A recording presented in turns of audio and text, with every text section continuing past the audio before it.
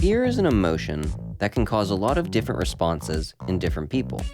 For some, it's an isolating feeling, while for others, it can help form a bond. Halloween gives many the excuse to seek out haunted houses and horror films they would usually not watch or attend. But why does Halloween bring out the fear-seeking parts of us? And why do we even like to be scared at all? I'm Rihanna Winter. I'm Jason Acuna. And this is Unbothered by WFSU.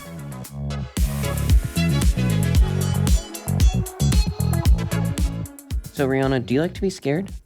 I like being scared. I think the people around me would say I like being scared too much in two disgusting ways because I love horror movies and my favorite horror movies are French body horror movies. And I don't know exactly what's wrong with the French, but I will say there's a lot of eyes being poked out and nails being ripped off, which people don't like. So I've learned from my friends that they don't like that. So I do have to find a happy medium, which a lot of the times that's something scary we can all enjoy, like a roller coaster or a haunted house. Yeah, I like to be scared. I like to seek out a little bit of fear, but I'm one of the types of people that I guess they call a white knuckler.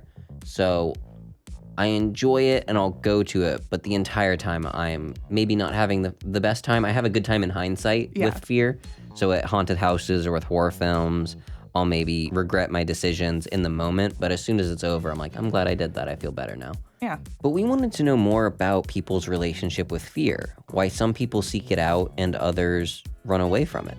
So we spoke to an expert who's been studying fear and haunted houses to learn more.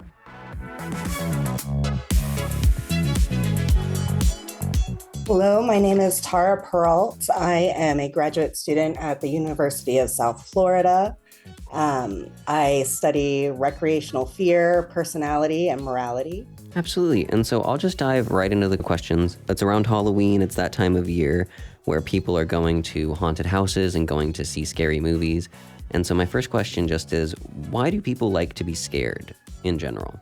You know, horror really is a paradox. We actively seek out these negative emotions, whether it's fear, anxiety, or disgust even. And what we're really trying to chase isn't fear for its own sake. It's that controlled adrenaline high. So fear is an ancient survival system. When our brain detects a threat, real or imagined, the fight or flight system is activated. So adrenaline and cortisol flood your system. Your heart races, your breathing quickens, and blood rushes to your big muscles. But because you're in a safe environment, dopamine is also released, which is the body's reward chemical. And that combination can be intoxicating. It's what I like to call the perfect fear cocktail. It's thrilling, intense, but ultimately it's safe. Absolutely. And so why might some people indulge in kind of seeking out recreational fear during this time of year, during the Halloween time of year, but not the rest of the year? Halloween gives people permission to play with fear. The whole culture shifts. Scary movies on all your streaming services, haunted houses, they pop up everywhere. Even grocery stores are selling skulls and skeleton hands. It becomes a socially acceptable time to flirt with the dark side a little bit. And for a lot of people, it's the context that makes fear fun. October, fear comes wrapped in community and tradition. You're surrounded by all of these spooky things, but the cues tell your brain that it isn't real danger, it's just play. Right, so it gives people kind of a safe space to enjoy being afraid. Right. That's why normally people that aren't generally horror fans, they jump into October with wanting to watch those scary movies and get scared just a little bit just that time of year. Absolutely. And so getting into the kind of the history of this a little bit, because obviously I feel like if you go back far enough in human history, we probably weren't seeking out being afraid. It was probably just happening to us naturally quite often. So is that what we're kind of chasing, that the fact that things used to naturally scare us a lot more when we were, thousands of years ago? Is it kind of, you mentioned kind of like an evolutionary holdover. Is that kind of what's going on there? Right. I mean, absolutely. Our evolved fear system started to develop because we had predators and everything around us and we needed to survive. But today, we're not going to get attacked by a saber-toothed cat on our way to work. So that our fear system has evolved into storytelling. It's how we learn about danger.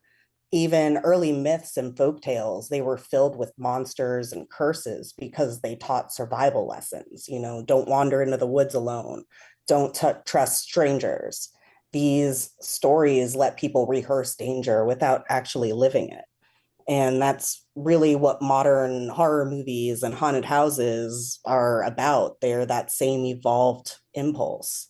We're using fictional fear to simulate real threats, whether it's a serial killer in a movie or a creature in a myth. It's what psychologists call morbid curiosity, that drive to safely explore dangerous situations to learn about them. Yeah, and horror is not a brand new phenomenon at all. I think humans have always been really attracted to attractions that are scary or morbid, so long as they're being put on in a safe way. Absolutely. And so, segueing here a little bit into something a little bit different, what are your thoughts on these extreme haunted houses and these extreme experiences where, attendees will have to sign, contracts and NDAs in order to be able to go in, and where the actors working at these events are able to do a lot more physically to the attendees? Do you think that's maybe getting close to any sort of line, or are they just seeking a more extreme version of what regular haunted houses offer? I mean, it's a really interesting area because it definitely blurs that line between play and genuine distress. Extreme haunts, they're designed to push people beyond their comfort zone and sometimes to the point of pain, restraint, or humiliation. And while some people do enjoy that as a form of personal challenge, it's probably a very small subset of thrill seekers who find that fun.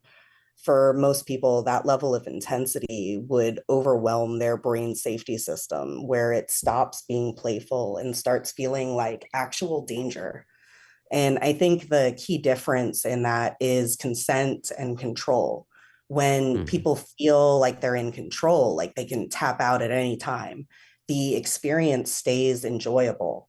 But when that control is taken away, that fear stops being recreational and becomes traumatic. So, personally, I think there's a limit to how far fun fear can go before it crosses into real danger. And there's a lot of psychology behind why that line matters. And the best haunts, they understand that balance. They're looking for that inverted U shape where fear is fun, not too little, where it's no fun and lame, and not to the extreme that some of those haunted houses go to.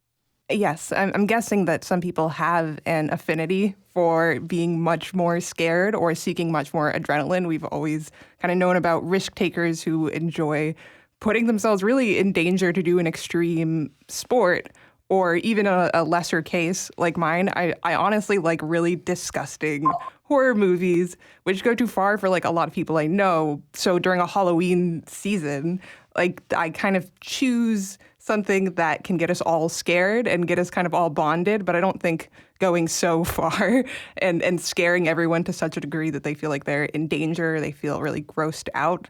It might cancel out that bond you might create if you go to like a haunted house with friends or watch a scary movie. How does that bond develop, and where is the line for it becoming too extreme? Well, I have been working at a field psychology lab where we study basically that exact thing, where we look at how people bond in relationship to fear. And one of the most interesting things that we found is it's usually the person you feel least close to going in. So think of a friend or a coworker. That's who you would wind up bonding with the most. And then there's other research that says when you go to these haunted houses with a close friend, your heart rates will actually synchronize while you're going through it together. So you really are going through it together, not only emotionally, but physically as well. And so going off of that quickly, is there a name for for the bonds that are created during these fear-induced situations? There's not really a name for it that I know of, although that would be an interesting research line. But there are three broad types of people that enjoy scary play. You've got adrenaline junkies, they're in it for the fun and intensity. They like the fast rides, haunted houses, anything that makes their heart pound. There's dark copers. They use horror as like a kind of emotional training. They watch scary movies to help them build resilience or even manage their anxiety. And then there's the white knucklers who don't really love fear, but for whatever reason, they enjoy the sense of accomplishment after surviving it. So they cope with humor or cling to their friends for comfort. And so this next question, it might not make a ton of sense. But is there a relationship between the bonds that can be created between friends going to a haunted house and say the bond that can be created during like an extremely traumatic situation between two people? Is there any correlation there between those, or are they different entirely? You know, I can't really speak on that. We haven't really researched on that specifically, but it does make sense. You know, you're going through something together. While one is really extreme, the other still brings about these strong emotions. So, in a sense, they're probably very similar. Although I would guess that a trauma bond might be a little bit stronger than a Right. recreational fear bond. And so we know that people are seeking out these experiences and trying to bond during this time of year when these haunted houses are springing up. But what are some, in your opinion, potentially healthy alternatives to these haunted houses during non-Halloween times of the year? Because we know that obviously, you know, the adrenaline junkies, they might, or adrenaline seekers might go for more adrenaline spiking activities, but those can bring some danger to the situation. Are there healthy alternatives to haunted houses when it's not October? Yeah, absolutely. I mean, even things like going on roller coasters or adventure sports, going to a new town and going on a ghost tour. It may not be as extreme as going to haunted houses, but it still gives you that spooky feeling. Um, so you got to find your zone and what's fearful and fun at the same time for you, and then find that activity that helps bring that about. And before I let you go, is there anything else you'd like to share with us about what you have going on? I talked a little bit about the Gainesville Fear Garden, where it's an immersive haunted house that we study recreational fear. We are opening to the public this Wednesday, tomorrow, for this year's event, The Spill. And it's in collaboration with Makery Workshops after school program. Local teens helped design all the elements this year under the mentorship of Fear Garden researchers and designers. Visitors wear headphones that deliver a scary story as you navigate through the haunt. And even at times, you're blindfolded by our trained staff, which shifts the focus inward and heightens the experience. So, if you're in the Gainesville area this weekend, I'd encourage you to come out and be a part of our research and experience a different kind of haunt. Yeah, and maybe bring your friends. Absolutely. Or someone you don't know quite as well. You might get a little closer. Absolutely. Well, Tara, thank you so much for taking the time to speak with us. We really appreciate you sharing your expertise on fear and bonding. And we learned a lot about haunted houses and why people go to them and why people seek out fear.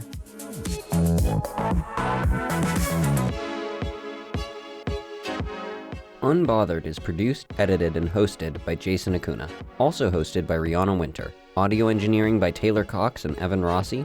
Executive producers Regan McCarthy and Lynn Hatter. And brought to you by WFSU Public Media.